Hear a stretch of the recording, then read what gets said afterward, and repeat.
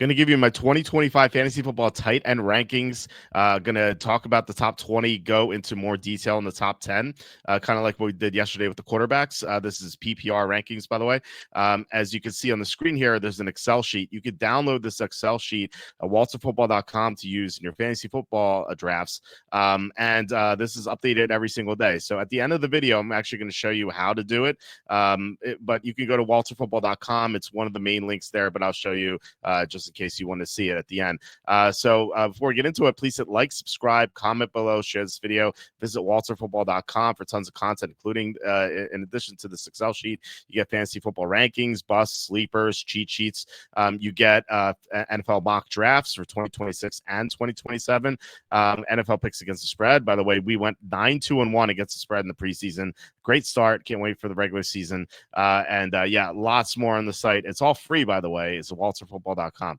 All right, so let's get into it here. This is PPR once again. At the 20th spot, we actually have a tie here between Theo Johnson and Dallas Goedert. And by the way, the same thing that happened yesterday. The first row is dedicated to the stat categories. 21 is actually 20. So just keep that in mind if you're confused. Dallas Goedert, Theo Johnson are tied at 20. Dallas Goedert, not really a big contributor in the Eagles offense unless one of AJ Brown or Devontae Smith is injured. Now AJ Brown does have a hamstring injury, but it sounds like he's going to be ready for week 1. So he's 20 right now. But if AJ Brown were to get hurt or further, or Devontae Smith were to miss time, I'd move Dallas Goedert. Theo Johnson's a really talented tight end. He's very athletic. I think he could have a big second year. He was coming on at the end of last year, so I like him quite a bit as a sleeper in the late rounds. Number 19, Pat Freiermuth moved down because of Jonnu Smith. Number 18, Isaiah Likely. I know he's out for a couple weeks to start the season, but if you're in a very deep league, I think that you could maybe target Isaiah Likely in like the 15th, 16th round. I've been doing that in best ball just because he has so much upside when he comes back. Number 17, Dalton Kincaid. Worried a little bit about his knee. His knee was in his sleeve earlier in the offseason, so I'm not sure if it's fully recovered. We'll see. Number 16, Tucker Kraft. He could be higher than this. I think you can make an argument that he could move up, just given the injuries that the Packers have at receiver. Number 15, Tyler Higbee. He's my guy. I keep drafting him in the 19th round every time in best ball. Just think he's underrated, and with Cooper Kupp gone, he can operate in the middle of the field on his own. We saw what he did in the playoffs. He was great. Number 14, Brenton Strange, another Penn State tight end who's, and we'll talk about one later, obviously. Another Penn State tight end is very athletic. I think he has big upside here. Number 13, David Njoku. If I were told Joe Flacco would start all 17 games, he'd be in the top 10. But Flacco's going to be benched at some point, and then these crap quarterbacks are going to come in. Shedeur Sanders is awful, absolutely awful in his final preseason game, by the way. Number 12, Jonnu Smith. Not sure what billionaire Arthur Smith is going to do with his tight ends, but he's still have a good season, but not quite top 10. Number 11, Jake Ferguson. He's a good intermediate target for Dak Prescott. So now we get to the top 10. Travis Kelce's number 10. And honestly, I thought he was outside of my top 10. But he's still there. He's just being drafted way too early. I see him go like 6th round, 7th round sometimes. And I think wow, why are you reaching this guy? Like, this is just price memory with Travis Kelce. People remember all the great years. But he's in the decline. He's toward the end of his career. In the past 2 regular seasons, he's done nothing. He did nothing in the Super Bowl too. In all but one of the playoff games, he did absolutely nothing. So I think this guy's done. Rashee Rice does what Kelce does over the middle of the field. So unless Rice is suspended 10 games or something, Kelce is just not going to have a good year. So just don't draft Travis Kelce unless you're in a league where everyone hates him and you get him like 10th, 11th round. That's fine. But he's just going way too early right now. Number 9 is Colson Loveland. Now, there are a lot of mouths to feed in Chicago, but Loveland appears like he's going to be on the field all the time. He's a very dynamic tight end. He's great in Michigan. So I think he's going to have a good year. I like the other rookie tight end better. I thought actually the other rookie tight end should have been drafted before Loveland, but Loveland's going to have a good chance to do well. We saw Sam Laporta in his rookie year under Ben Johnson in Detroit. Ben Johnson should be able to do do the same thing with Colson Loveland. Number 8, Evan Ingram. So Sean Payton's Joker tight end.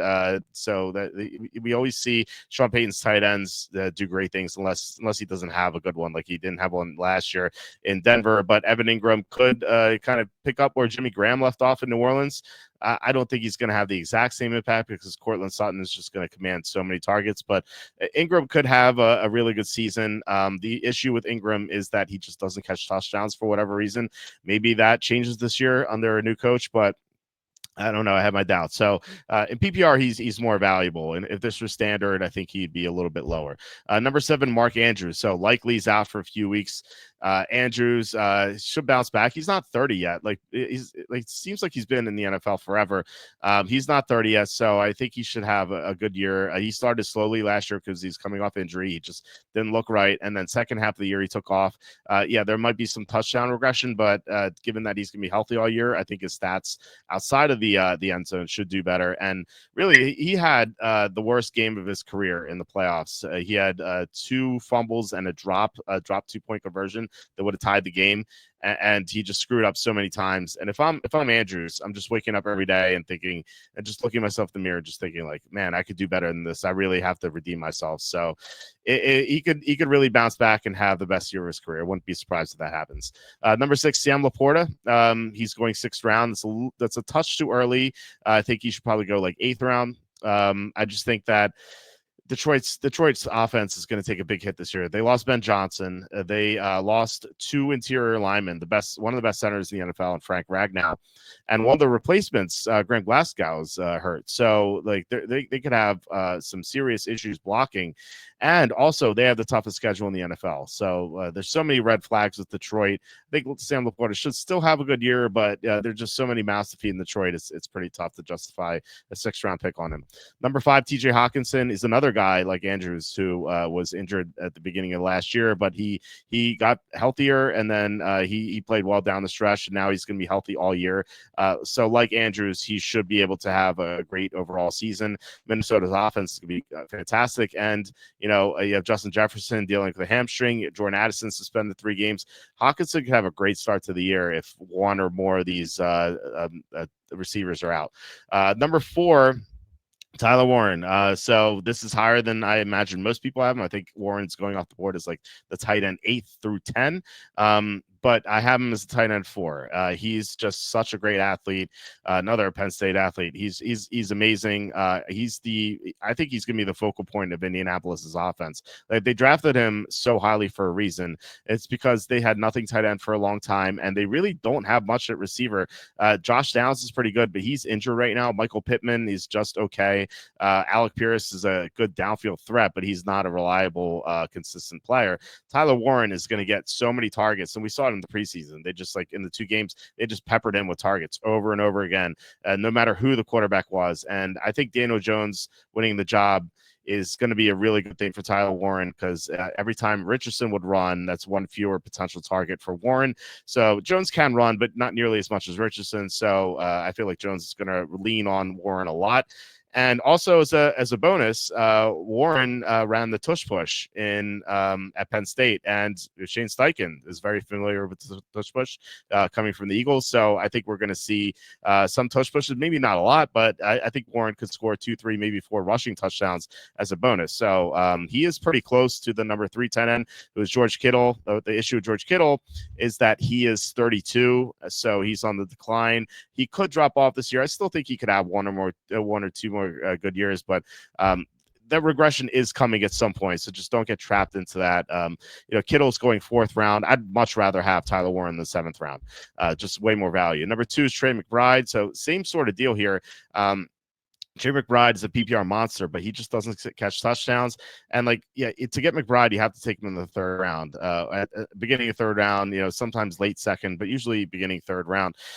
And I'd just rather get Tyler Warren in the 7th round, or if you miss out on Warren, Ingram in the 9th, or someone else like Tucker Kraft, 11th round. Like, you can get much better values. Mark Andrews, 9th round. Like, you get much better values later than Trey McBride, who just doesn't catch touchdowns. And you always have to be worried about Kyler Murray getting injured, although they have Jacoby Brissett, so that'll help. It's not like Clayton Tune is the number 2 quarterback again this year. And number 1, of course, Brock Bowers, just coming off one of the best tight end seasons of all time, even though he was a rookie. One of the best rookie seasons of all time for any receiver, not just tight end, wide receiver as well. So Brock Bowers, I think there's a chance his receptions go down just because there are more targets in Las Vegas. With you have Dante Thornton, who we're going to get to the receiving rankings tomorrow, and also Ashton Genty is going to catch passes to the backfield as well. But Brock Bowers, while his receptions might go down, his potential touchdowns could go up because the Raiders' offense is just going to be so much better. So those are my tight end rankings, and I'm going to show you, as promised, how to download the Excel sheet. So you're going to see my pretty face come up here for a second, and at least that's what my wife and mom say. So it must be true. All right, so we're going to go to walterfootball.com. As you can see on the screen here, this is my website. It's all free. All this content's free. There are ads here. People complain about all the ads. We actually have an ad-free version of the site, which you can see premium users. You get more than just an ad-free experience. You get like bonuses as well during the season. But the site runs so quickly without ads. But anyway, so you go down to you're on the main page. You go to you see fantasy football rankings and content. It is going to be the 7th link right here. Now there might be some updates. It might be the 6th, 7th, 8th, 9th link, depending on what the day is. But you see 2025 fantasy football downloadable spreadsheets. You click it, and you have to go through this ad, of course, which you won't if you have a premium membership. It's just $7.99 a month. So you go to this page, and it says 2025 fantasy football downloadable spreadsheets. You click it, and you download the Excel sheet, and you have it on your computer. So, like I said, this gets updated every day around 5 a.m. So, if you have a draft coming up on Saturday, you download it on Tuesday, just look through it. Try to download it again Friday or Saturday, just because it might change. We just update every day just based on the news and stuff like that. So, all right, those are our tight ends for tight end rankings for 2025 fantasy football. Let me know what you think. Who do I have too highly? Who do I have too low? I would love to get your feedback. But otherwise, you're going to do receivers in the next video, and I will talk to you then.